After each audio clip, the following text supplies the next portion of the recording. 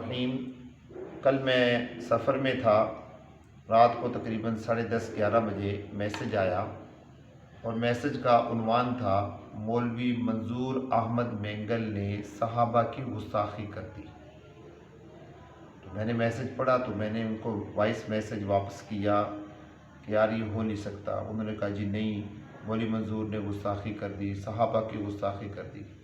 میں نے کہا مجھے کوئی کلپ بھیجی، انہوں نے پھر مجھے کلپ بھیجا، اس کے اوپر لکھا ہوا تھا دیوبندیوں کے مولوی نے حضرت عثمان کی گستاخی کر دی۔ اور جو میں نے کلپ چلایا تو اس میں حضرت مولانا منظور احمد مینگل دامت برکاتہم العالیہ کا ایک ٹیلی فونک رابطہ کسی سے ہو رہا تھا، تو اس کے اوپر وہ اس کو جواب دے رہے تھے۔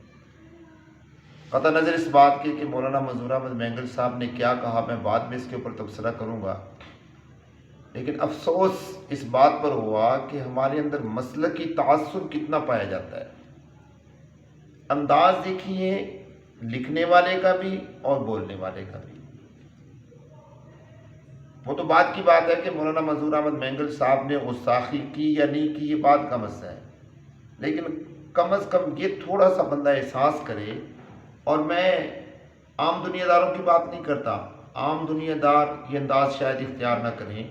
یہ انداز وہ لوگ اختیار کرتے ہیں جو اپنے آپ کو مذہبی کہتے ہیں، جو اپنے آپ کو نیک کہتے ہیں، جو اپنے آپ کو نمازی کہتے ہیں، جو نمازیں پڑھتے ہیں۔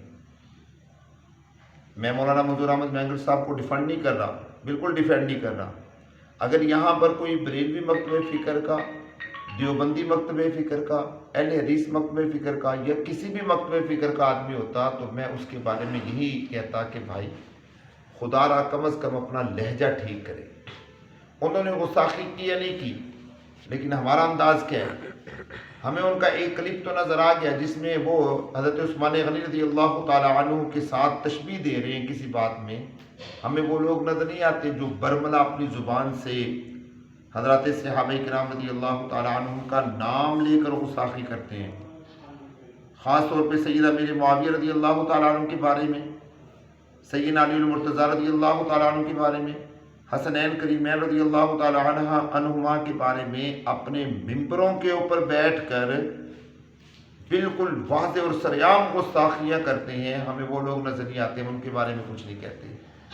یا وہ لوگ جن کی تحریریں، جن کی کتابیں صحابہ کی گستاخیوں سے بھری پڑی ہیں اور صحابہ کے بارے میں ان کے انداز بڑے عجیب و غریب اور بڑے مختلف ہیں، ان کے الفاظ بڑے عجیب و غریب اور بڑے مختلف ہیں، ہمیں وہ گستاخیاں نظر نہیں آتی۔ اور ایک آدمی عام اللہ والا اور وقت کا شیخ الحدیث ہے، وہ ایک جملہ بول دیتا ہے اور جملہ بھی عام سا ہے، اس میں کوئی گستاخی مجھے تو نظر نہیں آئی کہ حضرت عثمان غنی رضی اللہ تعالیٰ عنہ کے ساتھ انہوں نے تشبیہ دی کہ حضرت عثمان وہ جو وزیر اعلیٰ صاحب ہیں بلوچستان کی، وہ ان کو کہہ رہے ہیں کہ جی میرا تو یہ حال ہوا پڑا ہے کہ اگر میں باہر نکلوں تو لوگ مجھے، عورتیں مجھے حضرت عثمان غنی رضی اللہ تعالیٰ عنہ کی طرح کچھ کہیں، بہرحال میں آگے کچھ نہیں کہتا۔ تو انہوں نے یہ جملہ اگر ذکر کر دیا، اور مزے کی بات تو یہ ہے کہ یہ ان کا اپنا جملہ تو ہے بھی نہیں، انہوں نے کسی کا جملہ نقل کیا، اور اگر یہ جملہ کفر بھی ہے تو نقل کفر نہ باشد، کہ کسی کا جملہ نقل کرنا یہ کفر نہیں ہوا کرتا۔ انہوں نے خود اپنی زبان سے کوئی ایسا جملہ نہیں کہا۔ بہرحال میری آپ حضرات سے گزارش ہے کہ قرب قیامت ہے، حالات ابتر سے ابتر ہوتے جا رہے ہیں، یار کم از کم اپنے ایمان کو کی حفاظت کریں، اپنے ایمان کو بچائیں۔